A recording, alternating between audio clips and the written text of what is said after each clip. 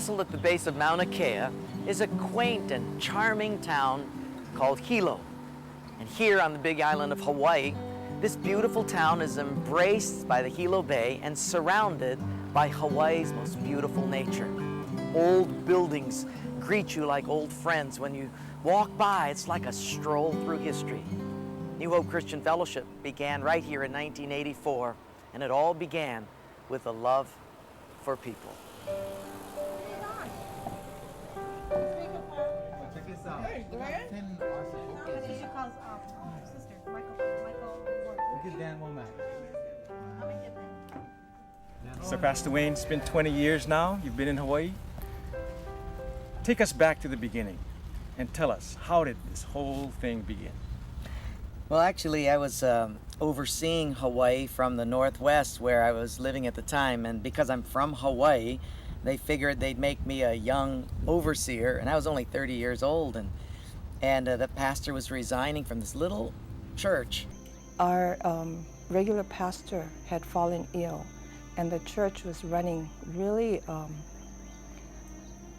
low in funds. In fact, at that time, we were $14,000 in debt.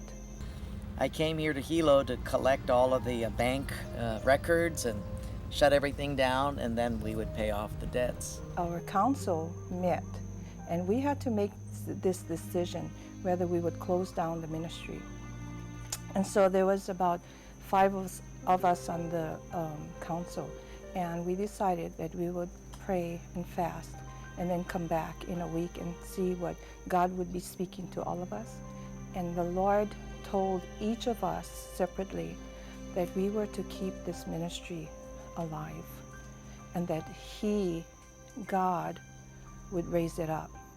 But when I came here, sitting on a bench just like this and right here in the bayfront with one of the, which would then become a board member later on, John McCullum, I said that I'm here to actually pick up all the bank records. And he looked at me and said, "Oh no, can't do that." And I said, "Well, that's our only choice." But that night, it was almost as if the Lord spoke to me and said, what He said was not of man. That was, you listen to it, that's the voice of God. We had no idea at that time, but some of us were whispering to each other that if only Wayne Cordero could come and be our pastor. But it was such a long shot, and it was just a dream to us that such a person would even take on a job, take on a pastoral position in Hilo, Hawaii. And then the Lord said, not only will you not shut it down, you are going to move here and you're going to take it. And I thought, no way. But as I prayed through that, and it's just like God wouldn't let me go. And within a few months, we did hear, and we were told that Pastor Wayne had said yes. Well, Anna and I went back to Oregon, and within those 3 months, we had sold everything and put our house up for rent because we just knew that we knew that we knew. And when God puts a call on your heart, you can't shake it. You can't run from it. And I think like Jonah, I was trying to run the other way, but God won't let you go. It'll always be on your heart.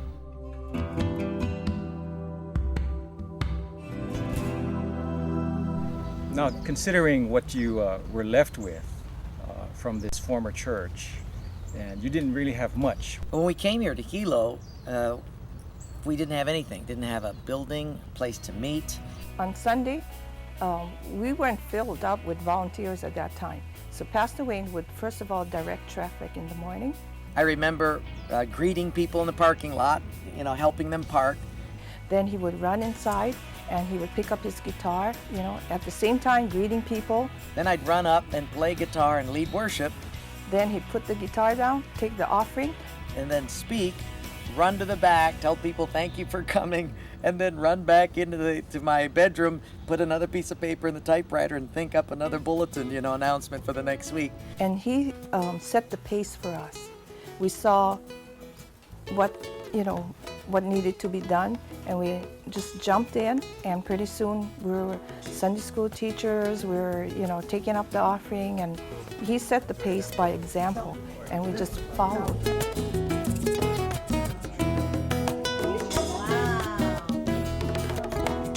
know, one of the first ones that came onto the team here in Hilo was a wonderful lady named Pauline Spencer. She was our treasurer, a volunteer treasurer.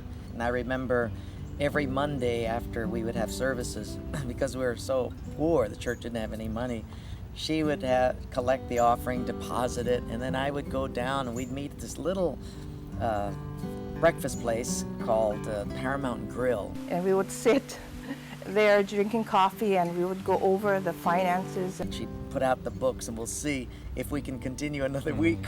The books that we had, we didn't have computers at that time, but I had this little binder and I had all the information about the church. That was our office. We just laugh about how things were for our church at the beginning, you know, and in fact I still have the little red binder and I keep it and I look at it sometimes and say, you know, that was our little office at one time. And I see the greatness of God just looking at the little red binder and see where God has taken New Hope Christian Fellowship, not only in Hilo, but throughout the world now.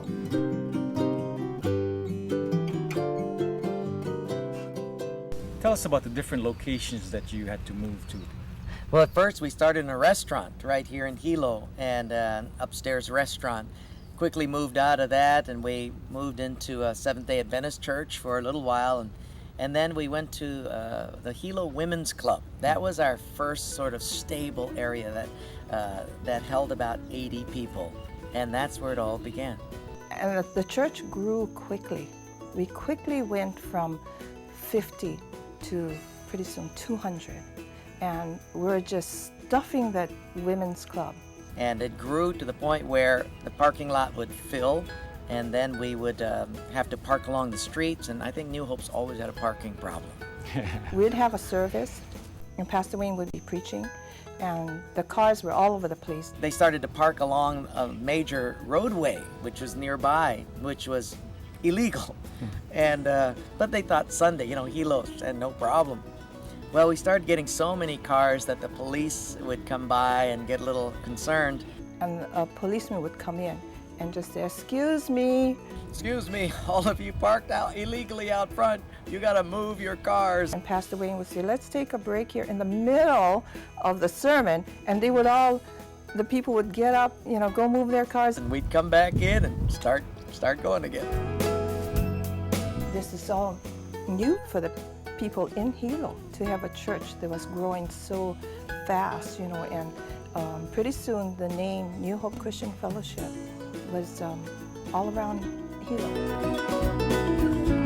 So you've been here about 11 years, and God began to stir in your heart once again. Tell us about that. Well, it's been 11 wonderful years, and we had planned to stay here. But one day the Lord began to stir in my heart about a different ministry, about pioneering all over again. In fact, we had pioneered 9 churches, and he said, "You're to pioneer one more." And I thought, great, I'll just train up some more young pastors and we'll send them out. And the Lord spoke to my heart and said, "Close but no cigar. You're going to do it. You're going to go back to the dirt and start all over again." Well, we had just built a beautiful facility up in Waikea, and I thought, oh no, this is where I want to stay. This was all forest out here, just Waikea forest. We purchased the land, 20 acres, in about 1989, and it was a long project, but I tell you, it was great. Nothing like it is now. It's gorgeous. I said to God, I thought you told me that I was going to stay here, or at least you made me feel like I was going to stay here in Hilo. And I thought, why did you ask me now to go when I felt like this was my last whistle stop in Hilo? I'm finding myself at a loss for words, and the funny thing is, it's okay. But again, when God puts a call in your heart, you cannot shake it. You can run from it, you can try to dodge it, but like the book of Psalms says, where can I run and get away from your hand? You just can't. Word of God speak, would you pour down like rain, washing my eyes to see your majesty. And so After about a year, I knew that God had put a call on my heart.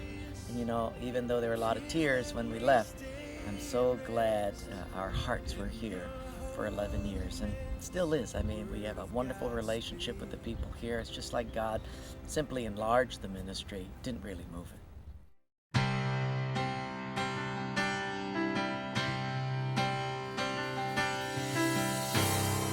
So tell us where we are now and where we're going. But New Hope right now has been a very fruitful ministry in that many have come to know Christ. What's also exciting at New Hope is just to see our water baptisms that happen almost every other month. There's something powerful about watching as hundreds of people step into the water at Magic Island and declare their faith in Christ, and then to be water baptized and to come up renewed and with a fresh perspective and a new passion for what God's called them to do. Sins are erased and there are no more. There are on the ocean floor. New Hope Oahu is a vibrant church, a radiant church. We have, I think we have our best days ahead of us. I think as we come upon our 8th anniversary, I think what's super exciting is the fact that the momentum hasn't stopped. We are at that point where it is on that brink of just exploding, and I'm just so excited to see what's going to happen in the future. To this day, I get up in the morning and I'm still in awe of what God has been doing. We still have so much more to do. There's so many more people in Hawaii to reach. So we're going to do our best to be as innovative. We're going to try our best to be as resourceful and as creative as we can to reach people with the gospel.